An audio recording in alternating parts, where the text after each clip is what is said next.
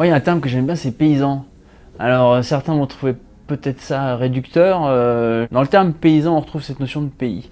On est aujourd'hui, me semble-t-il, une des rares professions. On est à un endroit, donc dans une ferme, et il y a de très grandes chances, si on se destine à ce métier-là, de finir pas forcément ses jours, mais au moins sa carrière professionnelle dans cette même ferme, dans un terroir auquel on est attaché.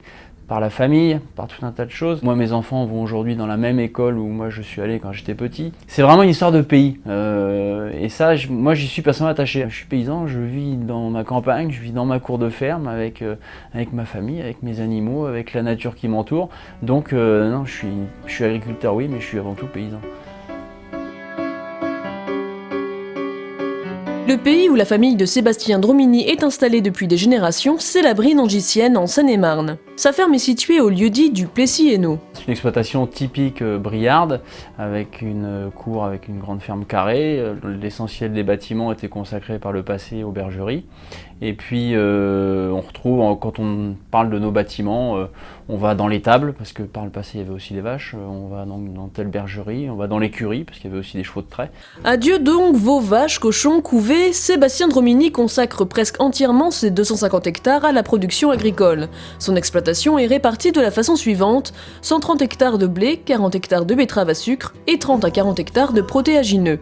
Le reste des terres est laissé en jachère, en bandes enherbées ou encore en pâture. Ces dernières servent à nourrir non pas le bétail disparu il y a bien longtemps, mais les chevaux. J'ai une passion donc, qui est l'équitation, alors qui me semble compatible avec notre métier, puisque un cheval dans une ferme a aujourd'hui toute sa place.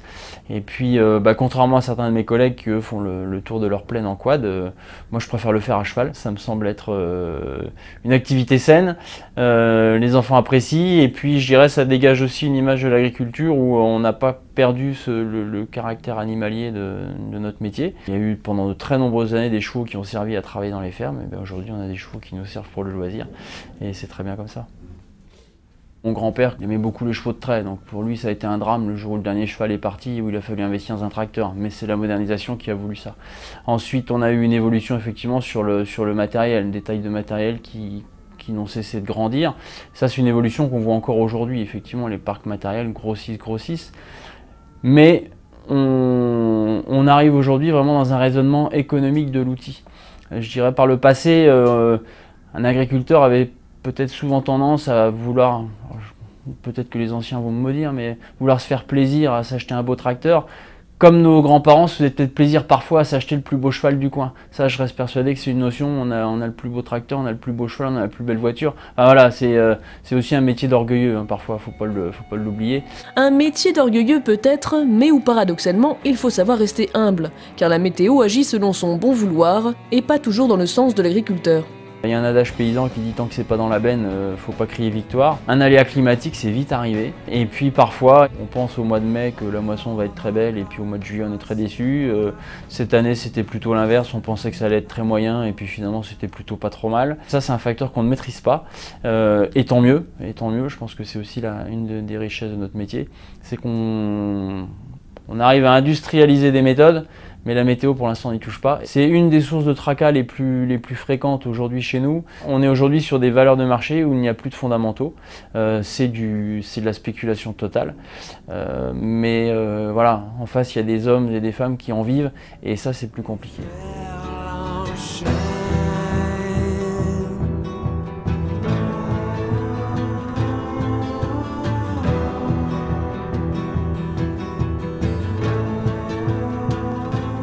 Est-ce que je vis bien de mon métier? Ça, c'est une grande question. Une question qui me semble très subjective. Vivre bien, ça veut dire quoi? Si on parle économiquement, en tant que chef d'entreprise, je pense, pour avoir connu les deux, qu'on dort beaucoup moins sereinement que quand on est salarié. Quand on est salarié, qu'on le veuille ou non, on se connecte sur Internet le 1er du mois. Il y a de grandes chances que le chèque du salaire a été viré dans la nuit. Quand on est chef d'entreprise, N'oublions pas, surtout nous, exploitants agricoles, on travaille sur des cycles longs, c'est-à-dire que l'on sème à l'automne, on récolte l'été, il peut se passer plein de choses entre-temps, donc ça fait plein de longues nuits pendant lesquelles on peut réfléchir sur beaucoup de choses. Et Sébastien Dromini sait de quoi il parle. Il a lui-même travaillé comme salarié pour une société qui commercialisait des semences de gazon et des semences fourragères. Mais en 2001, son père meurt brutalement. 2 employés travaillaient alors sur l'exploitation. Je me retrouve avec les 2 salariés, un employeur qui ne voulait pas non plus me laisser partir parce qu'il estimait qu'il avait besoin de moi dans son équipe. Et puis moi, de mon côté, j'estimais que mes 2 salariés pouvaient suffire pour faire tourner l'exploitation. Et au bout des 5 ans, des 5 premières années, notre premier chauffeur est tombé malade. Une maladie qui l'a lourdement handicapé, il a donc dû quitter l'exploitation. Et donc là, il a fallu faire le choix de cesser cette activité annexe pour me consacrer pleinement à mon métier d'agriculteur. Quand on est tous les matins dans sa cour de ferme, tout seul pour travailler pour soi-même, avec un salarié, en ce qui me concerne, à commander, alors on va parler comme ça, c'est pas tout à fait la même chanson. Le salaire, il tombe pas de façon régulière tous les mois. Le 13e mois, il est pas tout le temps là. Le 14e, on en parle encore moins. Les 5 semaines de congés payés, on ne sait pas trop ce que c'est, on s'accorde du temps libre, certes, mais c'est pas 5 semaines de congés payés. Les RTT, on ne sait pas non plus ce que c'est. L'échange qu'on peut avoir avec des salariés, avec des collègues quand on est salarié, si on veut le retrouver dans une exploitation agricole, il faut nécessairement s'ouvrir sur le monde, parce qu'on peut très vite se recentrer sur soi-même, vivre dans sa cour de ferme, faire son petit boulot, et puis on s'en tient à ça. Mais il y a plein de gens à rencontrer autour, et il ne faut pas se couper du monde entre guillemets civil. C'est pour cette raison, et grâce au temps libre qu'il arrive à se dégager, que Sébastien Dromini s'est impliqué dans le syndicalisme agricole de son département. Il y est responsable de la commission environnement. Il est également administrateur de sa coopérative et enfin maire de sa commune. Autant dire qu'avec ce cumul de responsabilités, Sébastien Dromini ne connaît pas la monotonie du quotidien. Mon quotidien, c'est toujours très compliqué. Pour certains, ça va peut-être paraître être un luxe. Mais on a un tel panel de possibilités. Alors quand c'est la période des semis, on va semer. Quand c'est la période des moissons, on va moissonner. C'est très simple à gérer. Par contre, les périodes, je veux dire, intermédiaires, on va les consacrer à de l'entretien de matériel, on va les consacrer à de l'entretien de bâtiments, on va les consacrer au suivi des cultures. Mais la vraie richesse de Sébastien Dromini est encore ailleurs. La première moisson, habitant dans les murs de la ferme, ça a été pour tout le monde une grande fête, voilà. Et puis ça fait aussi partie de la qualité de vie d'agriculteur. Moi, je vois mes enfants le matin au petit déjeuner, je vois mes enfants le midi, je vois mes enfants le soir, à l'exception des quelques réunions qui peuvent m'occuper, mais voilà, je suis en permanence avec eux.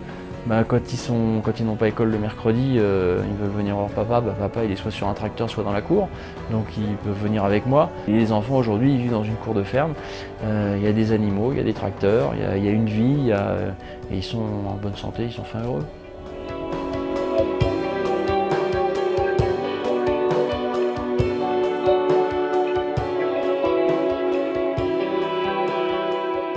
Comme le dit ma chère mère, on a une liberté qu'on paye cher. Donc je crois qu'aujourd'hui un agriculteur, il peut être maître de son destin. Alors il y a des contraintes que sont la PAC, que sont les contraintes environnementales locales. Il y a vraiment tout un environnement autour de nous. Mais quand on discute avec nos anciens, ils ont beau nous expliquer que c'était mieux avant, quand on discute vraiment, ils avaient aussi eux d'autres contraintes. Mais surtout une toute autre philosophie qu'aujourd'hui. En 1962, quand la PAC a été mise en place, l'objectif premier des agriculteurs était de nourrir la population à tout prix, sans se préoccuper des dommages éventuels sur l'environnement.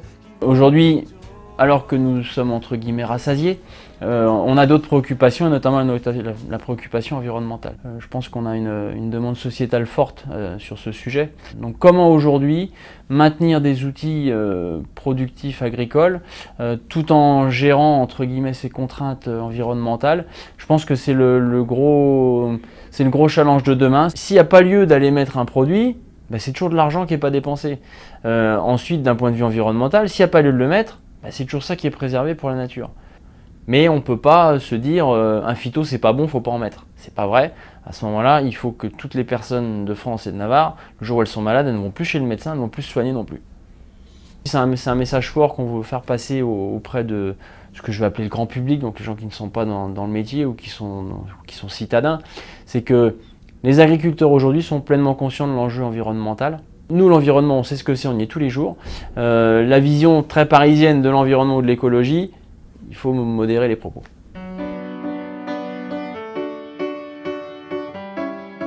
La France est très attachée à son agriculture et l'histoire de la France est liée à son agriculture. Donc je pense que l'agriculture, oui, on va continuer à se développer, à changer, mais il faudra que l'agriculteur s'adapte. La projection que j'ai de mon métier dans 15-20 ans,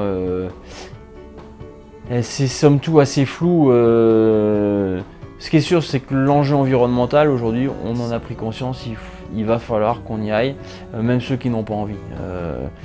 Je pense qu'il vaut mieux qu'on y aille par nous-mêmes plutôt que d'attendre qu'une réglementation vienne nous imposer les choses. Est-ce qu'on produira les mêmes choses? Je pense. On aura toujours besoin de manger en France, sauf à faire le choix politique de délocaliser notre production et d'aller acheter à l'extérieur, avec tous les risques que ça peut encourir. Est-ce qu'on sera passé sur des plantes OGM? Je n'en sais rien, mais mon métier, j'y crois et j'ai vraiment envie d'aller au bout de l'aventure et puis surtout, pourquoi pas un jour que mon fils fasse la même chose et avec le même enthousiasme et la même envie.